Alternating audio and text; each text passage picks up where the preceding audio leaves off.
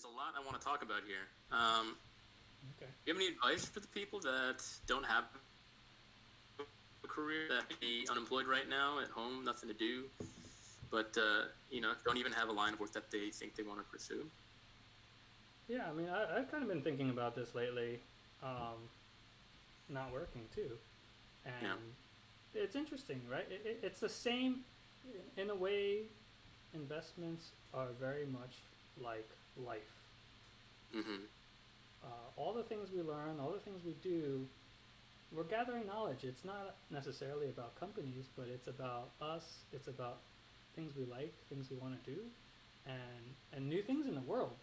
And especially because everyone's so interconnected nowadays, I've been thinking Yeah. about like everyone can be a creator. Everyone has some sort of specialty, and there are likely, just a handful of people at least out there in the vast interwebs that are similar, and they will likely want either your advice or your partnership, whether you can work for them or you could work together or you could help them teach them with a video or something.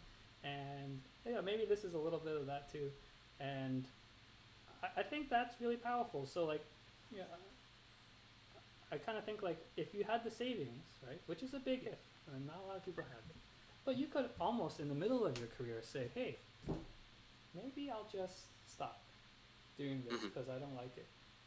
I like whatever, something else. Like if you took a year or two, you could totally recreate yourself, right? There are so many resources online now Mm-hmm. for almost anything you can think of, plus more stuff. Yeah. That like, if you became pretty good at it, there's likely somebody that will pay you for whatever service that is. I don't Mm-hmm. care if that's podcasting or videos or Instagramming or programming or investments, but like, unless it's a profession like kind of like a doctor that's a little bit more physical where you have to really see them and stuff. Right, and You, requires a lot of specialized training. yeah, I mean, but like you can do quite a bit, right? Like I think the most extreme is like I've thought about over the years is like, okay, well, if I just wanted to stop my career right now and be a doctor, Mm-hmm. technically you could do it, right? Like you could go back to school and you can study for MCATs and go to med school or something. It might take 10 years, but if you've got another 20 years of work after that, that's actually like not like I mean, let's think about it, right? 10 years out of 30 years, that's a third of the time. And Yeah. then you get to do 20 years of work. 20 years is a long time to be doing Yeah. that. Now, that's not so crazy, right? If we just jump ahead to 10 years, and let's say you're a medical expert and you want to be a surgeon or doctor or something, okay. 20 years doing that job, if you really like it and it's really fascinating to you and you can keep getting better at it and learn new things and do Mm-hmm. great stuff and help people, like, that's actually really good. Now, we come back to the first 10 years in front of the 20 years is like, oh, like who can finance this? And like this is partially why we have student loans, right? Like no college kid really, like for the average person at least, can actually say, oh yeah, I'm gonna upfront hundreds of thousands of dollars so that I can live and train. And yet, people do it in their 20s. So what's the difference between doing it in your 20s versus your 30s? Like, if that was really what you wanted, and like, I mean, no one would jump into this and just say, I'm going to save whatever 300,000 and then quit and just do this, right? Like you probably do it in an increment. You take some online courses now about medicine and see like, is it even interesting? Like you learn the basic biology and chemistry. You figure out if you're even squeamish with blood or something. And those are your Mm-hmm. early indications and feedback on like, okay, is this something that is really for me? Like I thought being a doctor would be great because I could save all these people from COVID, but by the time I become a doctor, COVID's like gone past by like 8 years or something. Oh, So we hope. Yeah. yeah, I mean we'll see. But and We'll see. so Yeah. so I think there is something really powerful to say, like, before you invest in all these other things, like invest in yourself. A part of it's your job. If you don't have a job and you don't even know what to do, like, you know, give yourself a little time to think about it, but also try out stuff. Like, don't think too much. Like, I switched from finance to programming, and like that wasn't like flip the switch. Like, okay, forget it. I'm gonna Right. drop everything and then I'm going to go into programming. It's like, okay, I study some tech companies. I did study some tech companies at work and stuff, and I read a lot of stuff, and it was the same process. Like, right, you go into a new profession, you're gonna know nothing about it. You're gonna be the stupidest guy in the room, but that's fine, right? Like, you can only move up, and you keep learning, and you try out new things. You take some online classes. There'll be some struggles and some wins, and you'll be like, oh, that's pretty cool, and and then you say, okay, or maybe take a leap here or there and try to find a job, or talk to some people that work at those companies and try to find your way in, whether it's the mailroom or it's like actually going back to school for a few months to a few years. Like, most things aren't like doctors, right? You likely don't have to go for 10 years. You could go back to school, and if you already have your bachelor's, like, you already have most of the core requirements. So a new major might only be another year and a half or two, or you could do a master's program, or you could do online classes or boot camps, and there's just so much stuff now that it's really interesting what's going to happen out of this crisis and in the future, because there's a lot of resources, people got a lot of time. Hopefully they're not wasting all of it. There's so much they can learn if they really want to, and that also, I think, really shows for future employers, right? If you come to me and you're like, I was so passionate about being a doctor, I just dropped everything, or I did gradually take classes while doing another job and learn more, and I got even more interested and got more in depth, and then I made my way here in 15 years or whatever. But like, that says something versus somebody that's just a millionaire and was like, oh, okay, I'll spend my time in med school when they were 20 years old, and then they come out at 30 with no student debt or anything. It's like, it's a different kind of struggle, and there's something that's something that I think really differentiates people, and it's even more so now, right? Because everything's online, everyone can learn anything online. Heck, we're all communicating online now, forcefully, and so, like, what can people do? It's boundless if you work hard and you try to get feedback quickly. It's important to not get into like an analysis paralysis thing about like, well, there's a billion jobs out there, what should I do? Like, and then try to go one at a time and figure it out. It's like, no, like, okay, this general, this general area, okay, let's go. Let's try it out. So, that's what I got. What do you think? I think it's good advice. Some things I disagree with, but broadly I tend to agree with you. Well, I want to hear the disagreements. The disagreements? Or I can give you a few minutes so I could pee. Yeah, I'll do that. I gotta get another drink anyway. We'll cut this out. Alright. No, we won't. Hey. Hey, what's up? I am back. Alright, your criticisms. Huh?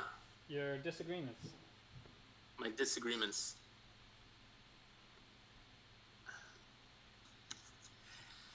It's not really disagreements, I guess. It's more of a zoomed out view of the world.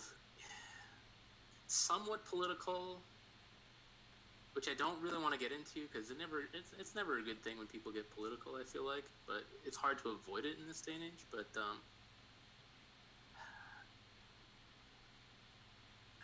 where do I want to start? It's like, I've been watching the stock market lately just because it's the thing that a lot of people are talking about right now.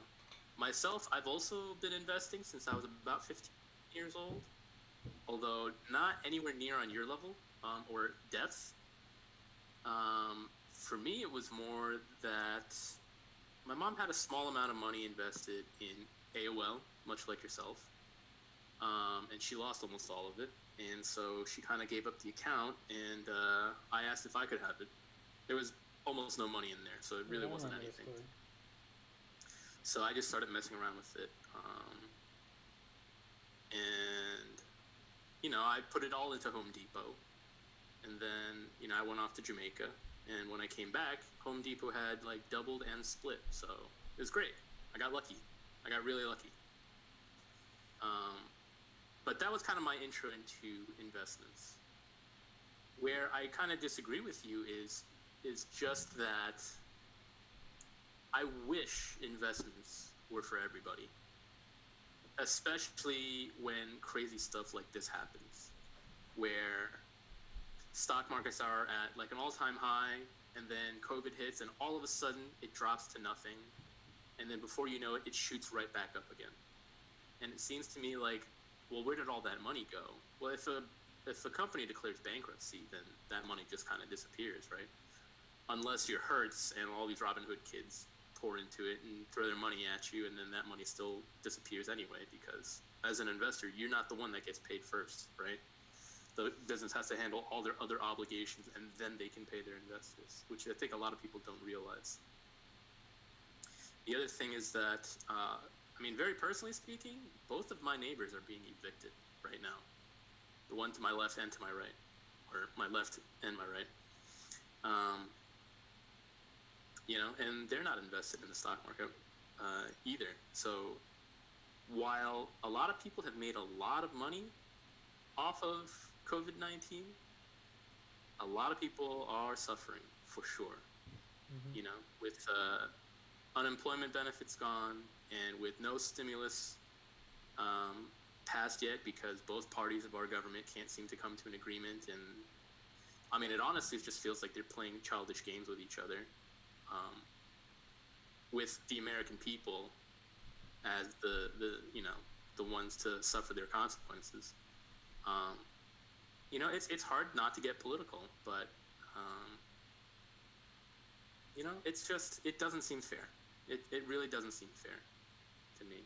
But also because, like I have immigrant parents.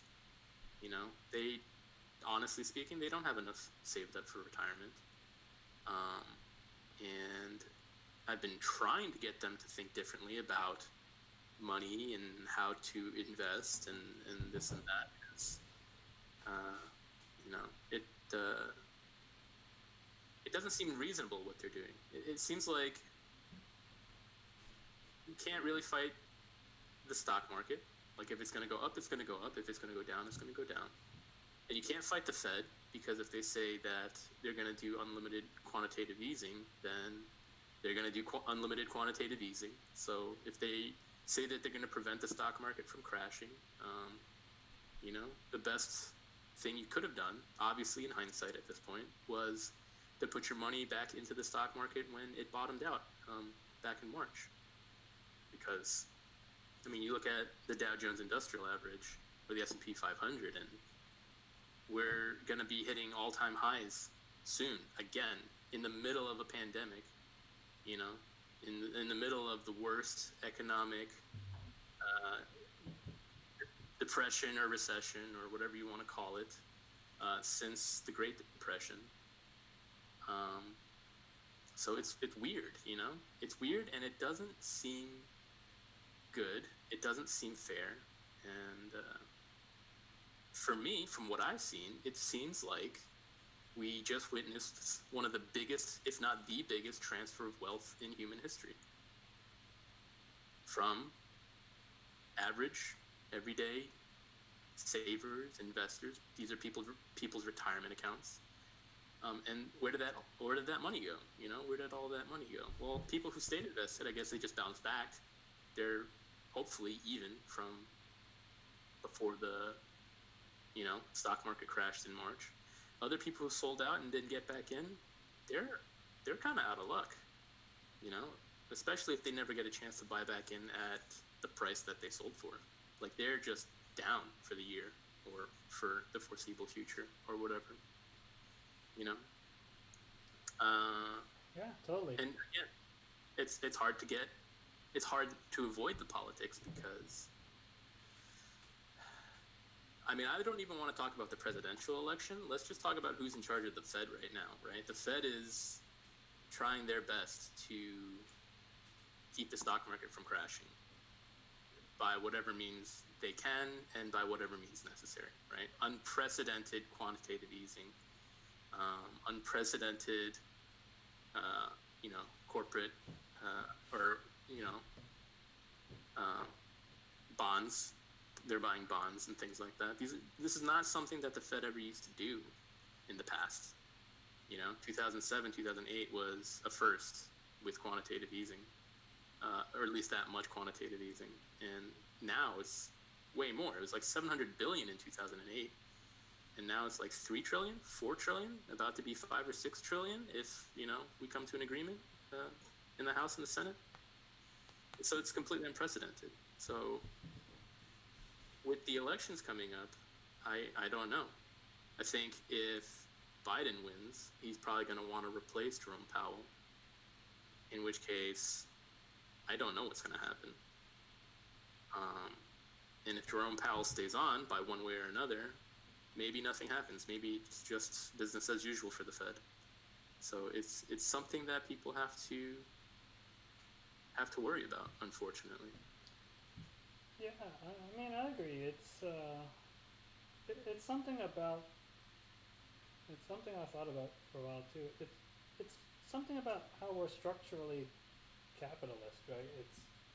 I forget the quote, but it's like it's basically like the least bad thing we got. Like we can't figure out something better than capitalism. But the problem with capitalism is this is an inherent flaw, right? The rich always have more opportunity to get more, and even when they lose, they still survive. But the bottom 90% is gonna be like, well, if I lost, $100, like that's a lot of money, and that sucks. And they might not be able to get it back. They just don't have the opportunity. They don't have the advisors. They don't have all those resources.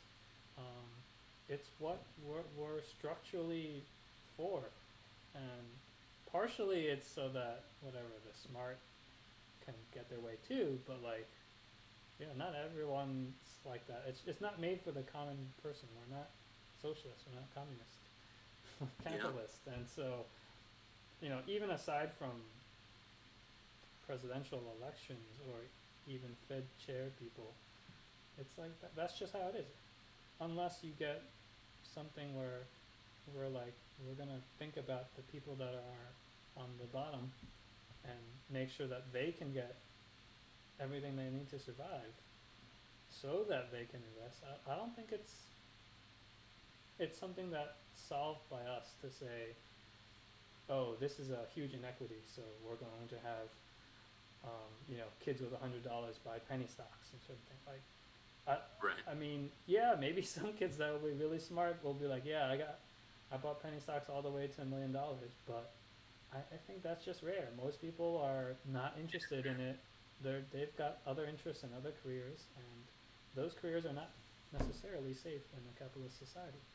And that's part of why we have, lots of social services and stuff, but it's not enough for a lot of people. Yeah.